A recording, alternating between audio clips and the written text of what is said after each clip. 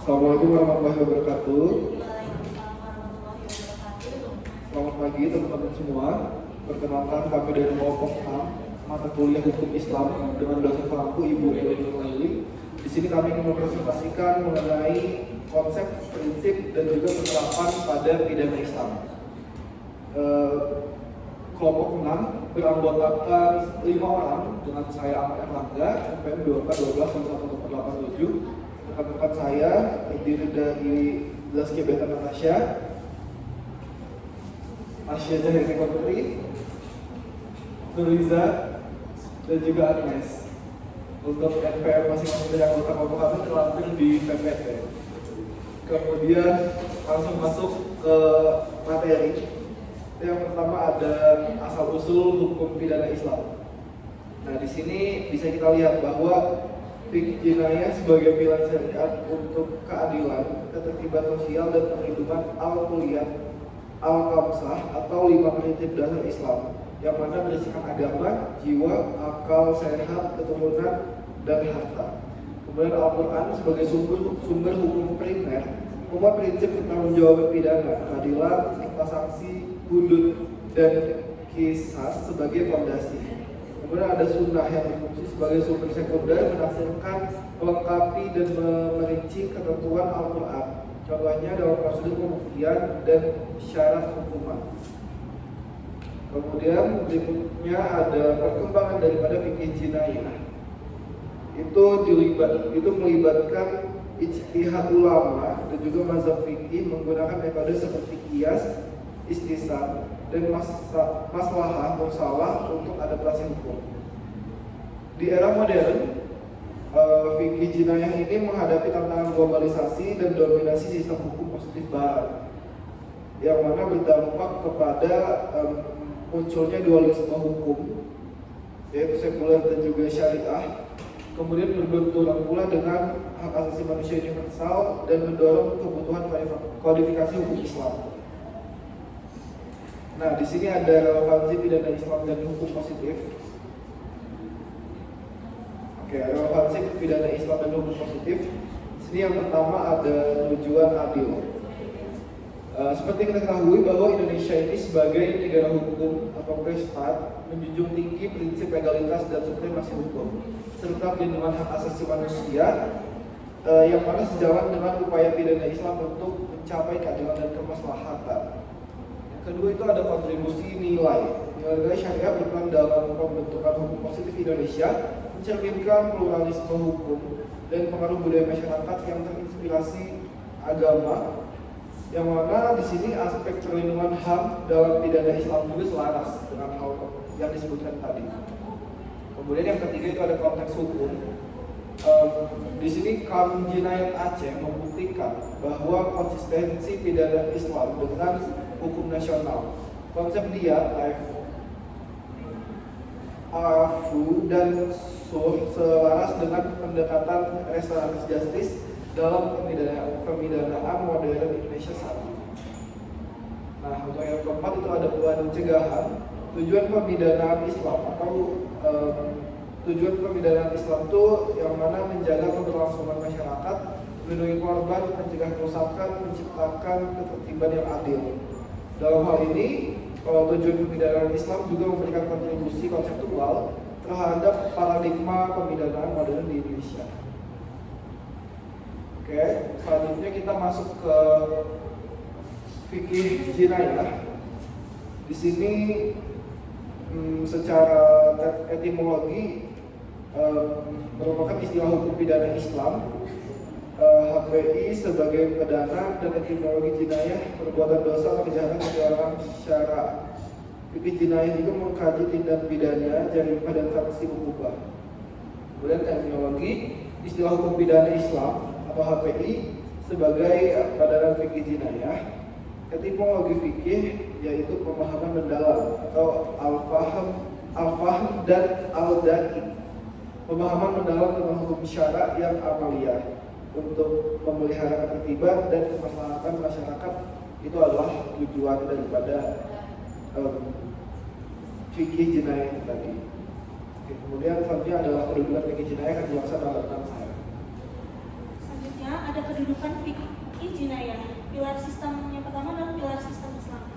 jinayah terintegrasi sebagai pilar utama dalam sistem hukum Islam. Yang kedua, cabang fikih utama. 6 cabang utama fikih atau asas fikih adalah fikih ibadah, fikih muamalah, fikih munakahat, fikih jinayah, fikih syiasah, dan fikih mawaris. Dan yang terakhir ada fikih kontemporer, yaitu perkembangan fikih kontemporer, fikih muqarrar, fikih al-waqi, fikih al-asyar sebagai respons terhadap permasalahan hukum baru. Pilar utama dari fikih jinayah. Yang pertama, jarimah atau tindak pidana, perbuatan yang dilarang syara dan diancam sanksi, ubah, had atau takzir. Yang kedua, ubah, sanksi atau hukuman, balasan untuk memelihara kepentingan masyarakat atas pelanggaran syariat. Yang ketiga, klasifikasi ubah, hukum dibagi menjadi hudud, qisas, dan takzir, masing-masing dengan kaidah dan penerapan khusus. Yang keempat, tujuan ubah, menjaga ketertiban umum dan kemaslahatan masyarakat melalui penegakan keadilan. Selanjutnya ada jenis-jenis dari hudud. Yang pertama, had zina, hukuman bagi perbuatan zina yang telah ditetapkan oleh syara, meliputi rajam bagi yang telah menikah atau cambuk bagi yang belum menikah. Yang kedua, had qadzaf, hukuman bagi penuduh zina tanpa bukti yang sah untuk menjaga kehormatan individu dari fitnah. Yang ketiga, had sarikah, hukuman bagi tindak pidana pencurian yang telah memenuhi syarat tertentu seperti potong tangan. Yang keempat, had khamar, hukuman bagi peminum minuman memabukkan, biasanya berupa cambuk untuk menjaga akal dan pikiran. Selanjutnya akan dilanjutkan oleh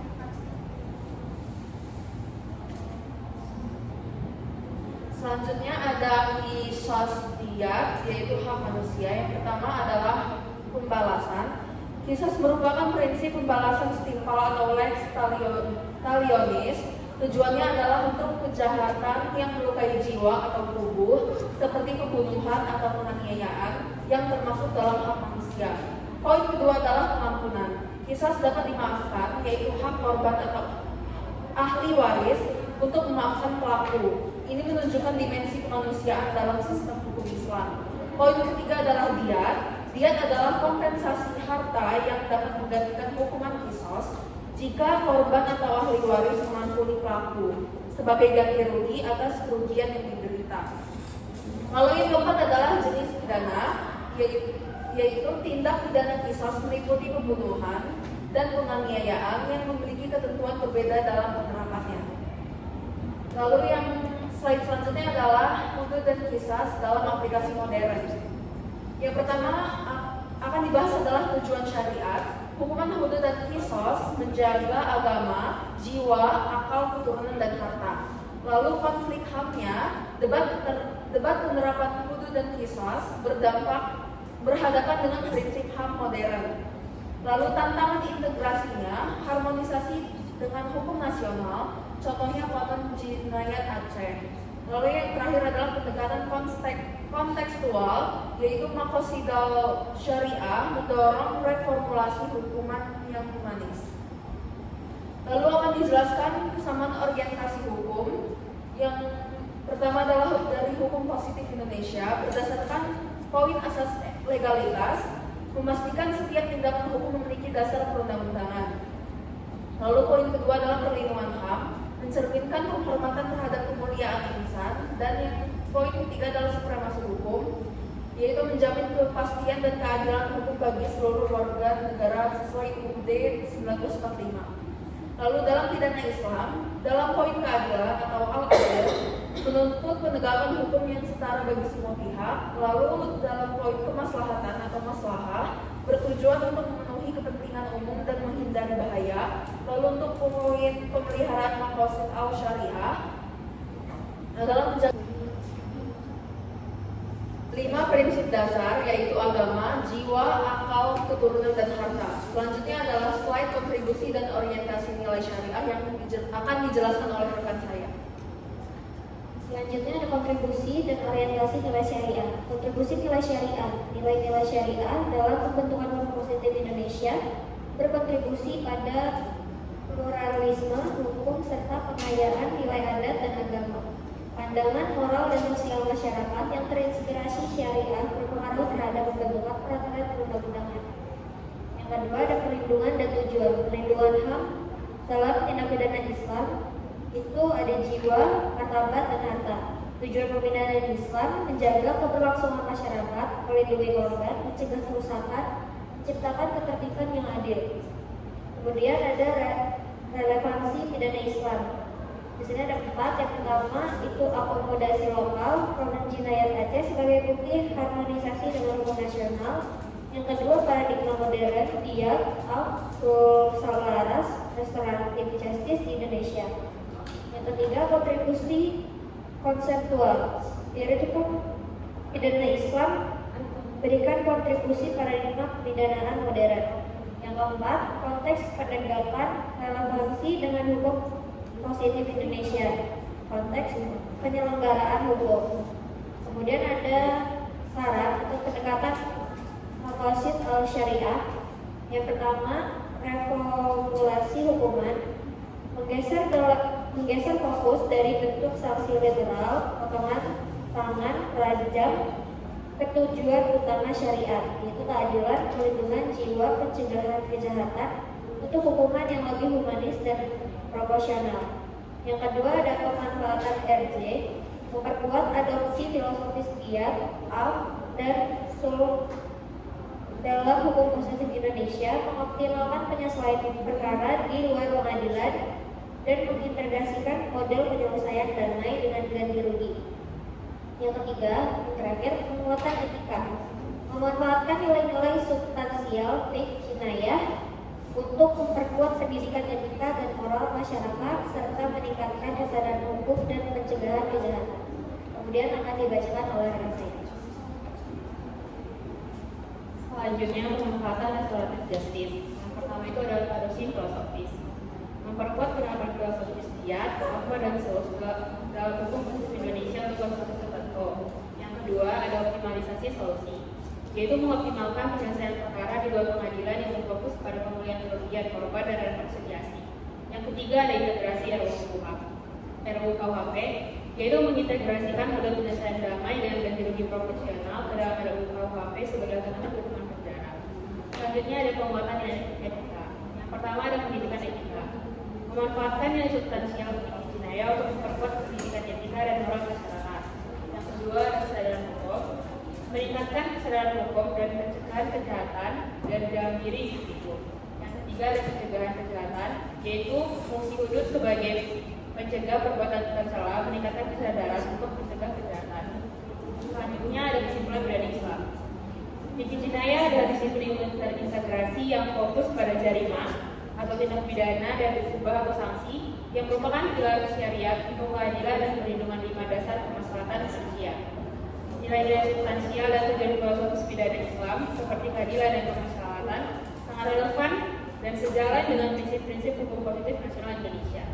Pilar utama sanksi dalam pidana Islam yaitu hudud, qisas, dan tazir mencerminkan tingkat kepastian umum serta hak yang dilanggar, baik hak Allah maupun hak manusia. Relevansi pidana Islam dengan hukum positif Indonesia terlihat melalui kesamaan orientasi filosofis, kontribusi nilai syariah, dan konsolidasi lokal seperti kanun jinayat Aceh.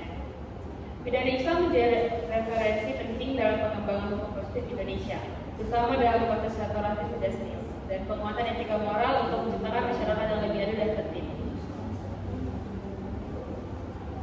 Oke teman-teman, sekian paparan materinya. Kalau ada teman-teman yang bertanya, dipersilakan untuk maju ke depan. Oke, boleh.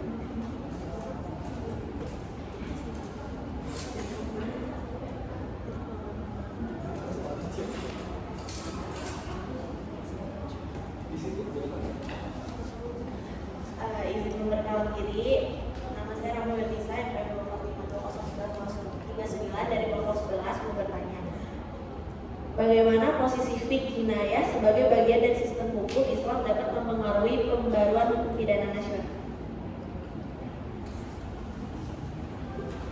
Oke, pertanyaan pertama kita tampung dulu. Lanjut ke pertanyaan kedua dan ketiga. Oke, boleh.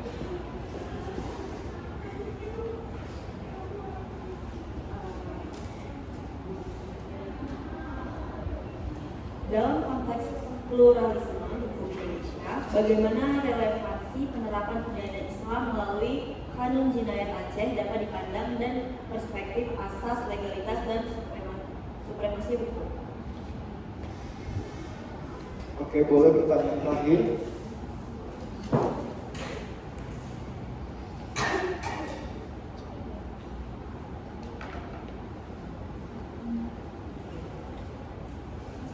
Saya Syabila Putri Krenki dari kelompok 11 dengan NPM 24 ingin bertanya, mengapa konsep iya dan sul dalam pidana Islam dianggap dapat memperkuat paradigma restoratif justice dalam hukum pidana Indonesia? Oke, untuk menjawab pertanyaan dari teman-teman, kami minta waktu sekitar 3 menit atau kurang untuk mendiskusikan pertanyaannya terlebih dahulu.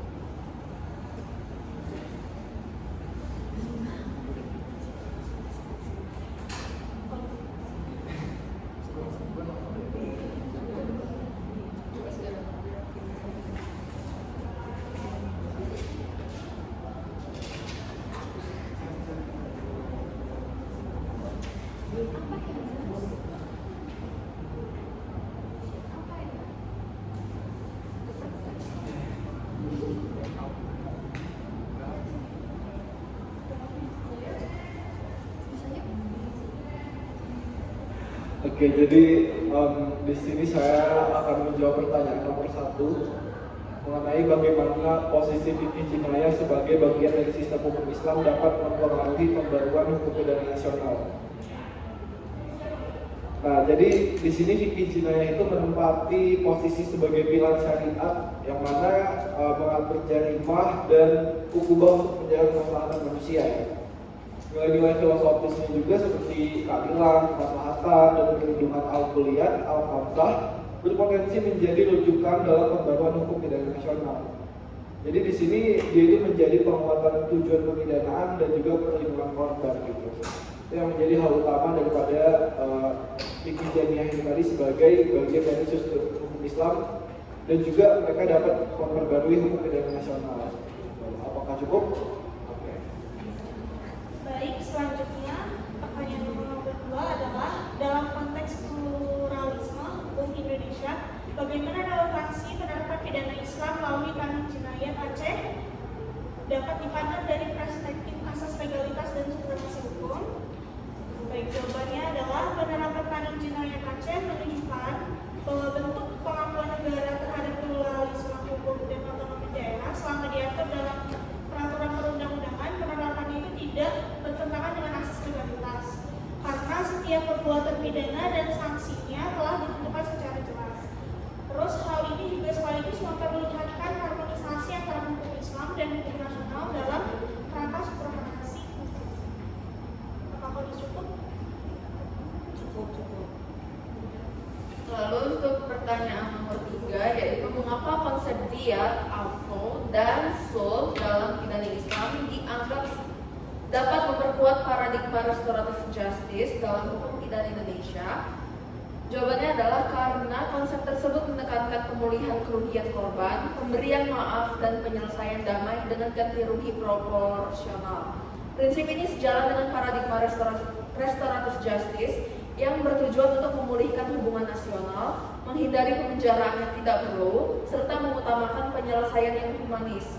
Karena itu, nilai-nilai tersebut dapat memperkuat orientasi pemidanaan modern di Indonesia. Apakah jawabannya sudah cukup? Cukup. Oke, mungkin sekian presentasi dari kami kelompok 6.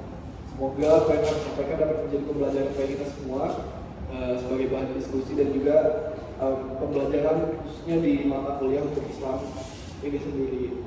Mungkin cukup dari kami. Kalau dari teman-teman ada tambahan, oke, kami tutup. Assalamualaikum warahmatullahi wabarakatuh. Waalaikumsalam.